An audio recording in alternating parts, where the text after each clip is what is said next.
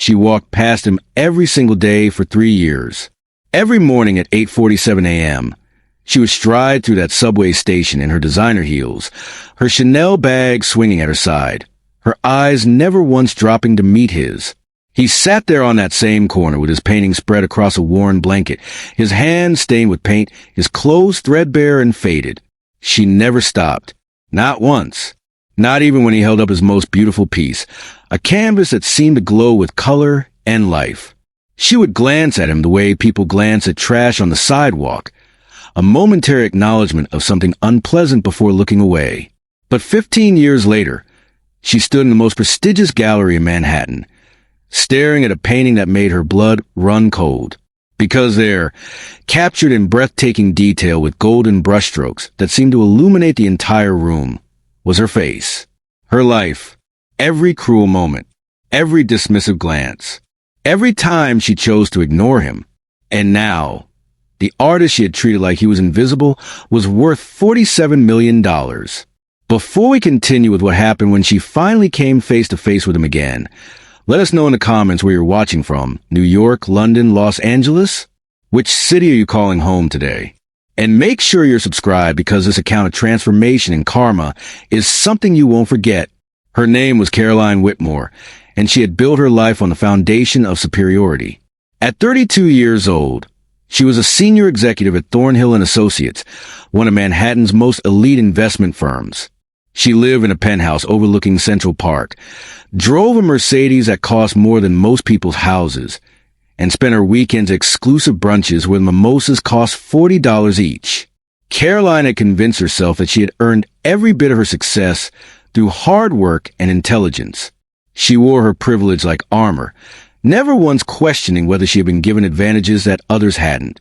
Every morning, Caroline's routine was the same. She would wake at 6:30 a.m., spend an hour at her private gym, return home to prepare herself with the kind of meticulous care that takes genuine effort to appear effortless, and then leave her apartment building at exactly 8:35 a.m. She would walk 4 blocks to the 77th Street subway station, where she would catch the express train downtown to her office in the financial district. And every single morning, she would pass Marcus. Marcus Thompson had been painting in that subway station for 3 years. He was a 30-year-old black artist from Brooklyn who graduated from the School of Visual Arts with honors. But like so many talented artists, he had found that talent alone doesn't pay rent in New York City. He had applied to hundreds of galleries, sent his portfolio to countless agents, and knocked on more doors than he could count. But every door had closed in his face. Some gallery owners had been polite in their rejection. Others had been dismissive, and a few had been openly hostile, their racism barely concealed behind words like "not the right fit for our aesthetic" or "we're looking for something more mainstream." So Marcus had taken his art to the streets. Well, technically, to the subway. He had all the proper permits, had paid his fees to the city, and had claimed his small corner of the 77th Street station as his gallery. Every morning, he would arrive at 6 a.m., lay out his blanket, and carefully arrange his paintings. They were extraordinary pieces, bold, vibrant works that combined traditional portraiture with abstract elements, each one telling a story of struggle, hope, resilience, and beauty. He painted the faces of everyday people with such depth and emotion that passers-by would sometimes stop in their tracks, moved by the raw humanity captured in his work.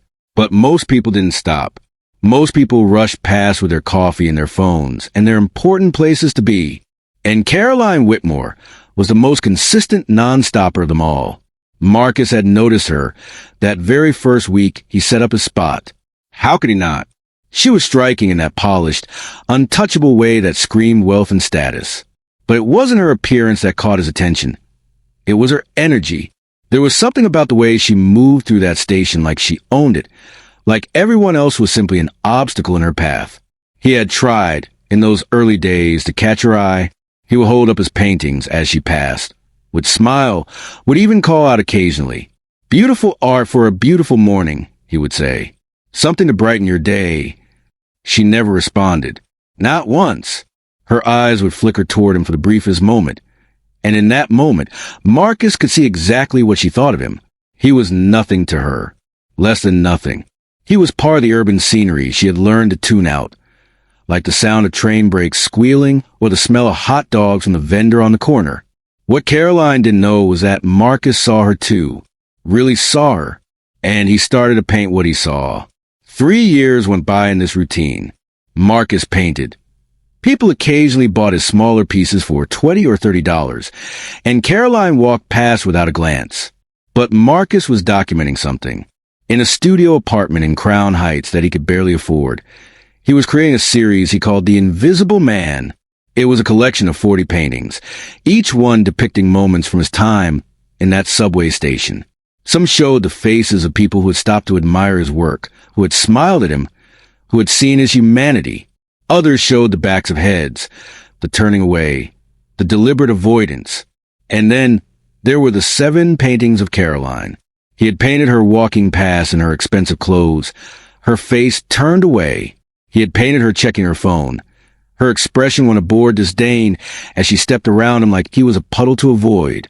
He had painted her laughing with a colleague as they passed, her body language making it clear that people like Marcus didn't exist in her world. But the most striking painting, the one that would eventually change everything, showed Caroline's face in profile, captured in that split second when she had glanced at him. Marcus had seen something in that look that even Caroline hadn't recognized in herself. It wasn't just indifference. It was fear. Fear that if she acknowledged him, if she saw him as human, it might crack open something in her carefully constructed world. That painting, which he titled Golden Blindness, was massive, 6 feet by 8 feet. He had used gold leaf throughout, creating a luminous quality that made Caroline's face seem to glow. But the gold wasn't celebratory, it was damning.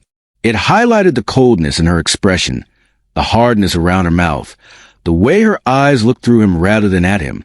And surrounding her face in intricate detail, Marcus had painted scenes of wealth and excess, expensive restaurants, luxury cars, designer shopping bags, all rendered in that same golden tone. It was a devastating portrait of privilege willfully blind to humanity right in front of it. Marcus never showed Golden Blindness in the subway. He kept it in his apartment, along with the rest of the Invisible Man series. Because even as he created these pieces, even as he poured frustration and hurt and hope into them, he wasn't sure anyone would ever see them.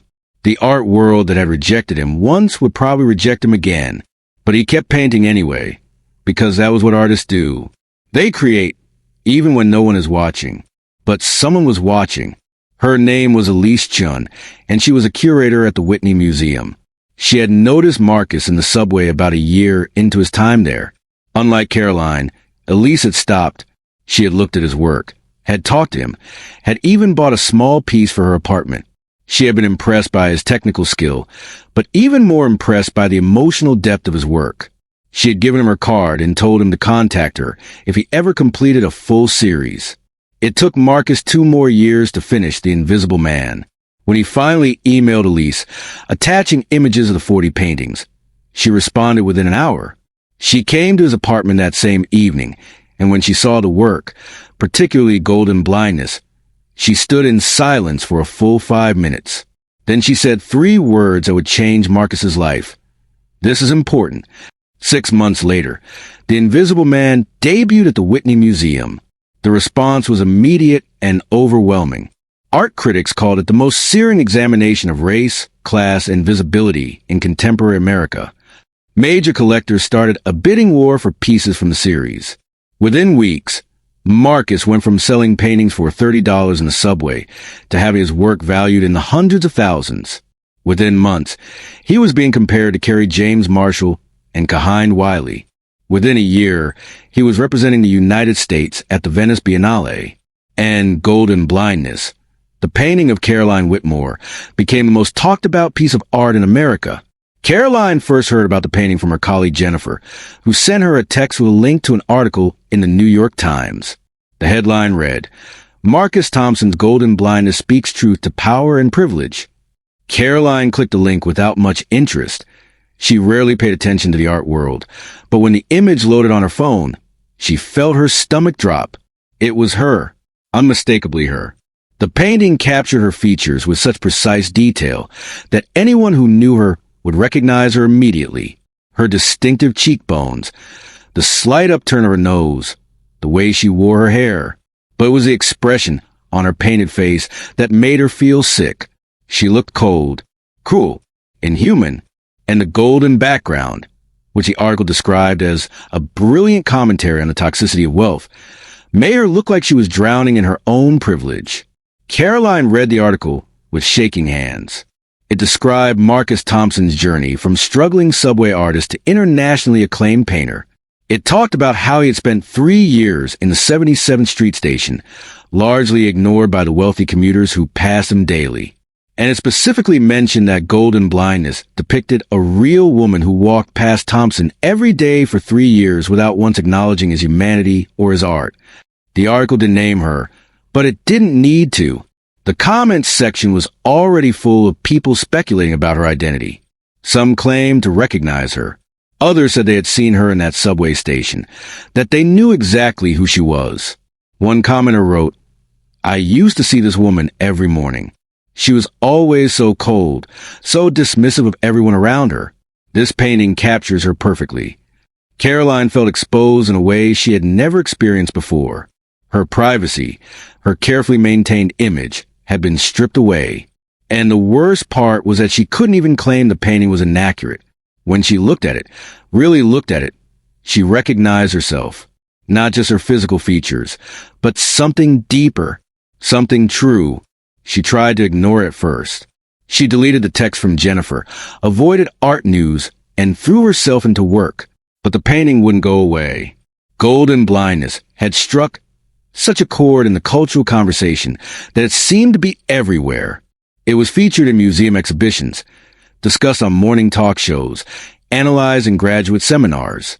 A reproduction of it appeared on the cover of Time magazine with the headline, "The Art of Seeing: How One Painter is Forcing America to Confront Its Blindness."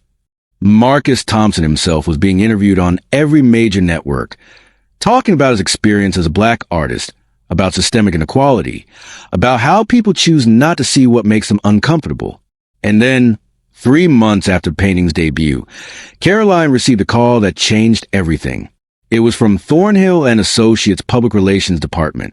They had received media inquiries about whether Caroline Whitmore, senior executive of the firm, was the subject of Marcus Thompson's golden blindness. The painting had become so culturally significant that journalists were actively trying to confirm her identity. The firm wanted to know how Caroline wanted to handle the situation. Caroline felt panic rising in her chest. If her identity became public knowledge, she would be forever known as the face of privileged indifference. Her reputation, her career, everything she had built would be colored by this one painting. She told the PR department to deny everything, to issue a statement saying there was no confirmation that she was a subject. But even as she said it, she knew it wouldn't matter. The painting had already told its truth. That night, Caroline did something she hadn't done in years. She took the subway to the Whitney Museum. It was after hours, but there was a special evening viewing of The Invisible Man exhibition. She bought a ticket online, put on sunglasses and a hat despite the evening darkness, and joined the crowd moving to the galleries. The exhibition was powerful. Each painting told a story of connection or disconnection, of being seen or unseen. Marcus had captured moments of genuine human interaction alongside moments of casual cruelty, and the cumulative effect was devastating. By the time Caroline reached the final room, where golden blindness hung alone on a white wall, she was fighting back tears. She stood in front of the painting for 20 minutes, ignoring the other viewers who came and went. She studied every detail. The gold leaf that seemed to shimmer under the gallery lights, the careful brushwork that captured her features, the way Marcus had painted her eyes looking past where he would have been standing. And slowly, Caroline began to understand what Marcus had done. He hadn't just painted her. He had painted the truth about her, about who she had been, about how she had chosen to move through the world. She felt someone step up beside her, and a voice said quietly, "It's something, isn't it?" Caroline turned and found herself face to face with Marcus Thompson. She recognized him immediately, even though he looked different now. Better clothes, more confident bearing, but the same warm eyes and gentle expression. He didn't seem to recognize her, or if he did, he gave no indication. "I painted this one from memory," Marcus continued, still looking at the canvas. There was a woman who walked past me every single day for 3 years. Same time, same route. I used to wonder about her life, what made her so separate from everything around her. Caroline's throat felt tight. She should walk away, she thought. She should leave before he recognized her, before this moment became even more uncomfortable. But instead, she heard herself ask, "Did you hate her?" Marcus was quiet for a moment, considering the question. "No," he said finally. "I felt sorry for her, because I realized that her refusal to see me wasn't really about me at all. It was about her. She had built walls so high around herself that she couldn't see anything outside them. She was protecting herself from having to feel anything, to connect with anything real." He paused. That's a lonely way to live. Caroline felt tears sliding down her face. She couldn't hide them, couldn't stop them. "What if she's sorry?" she whispered.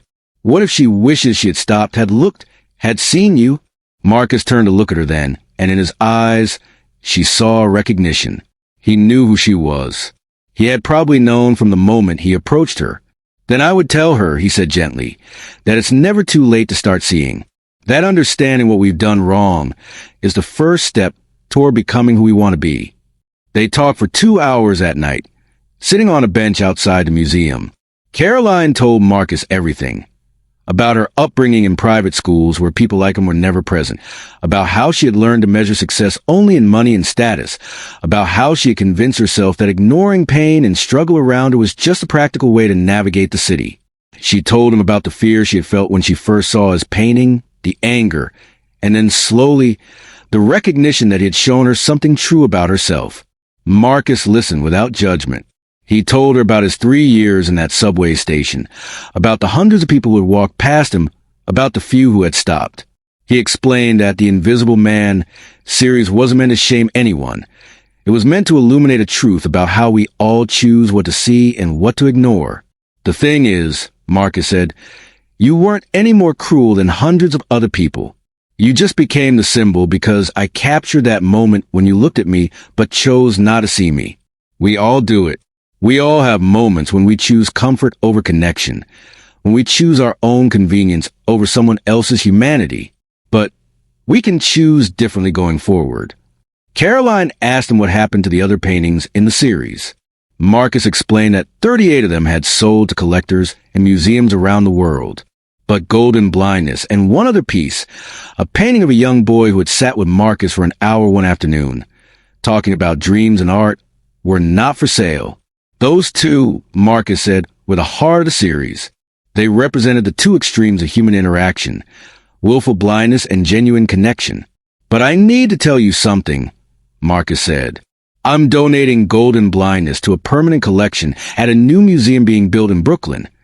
A museum dedicated to highlighting systemic inequality and the humanity we overlook.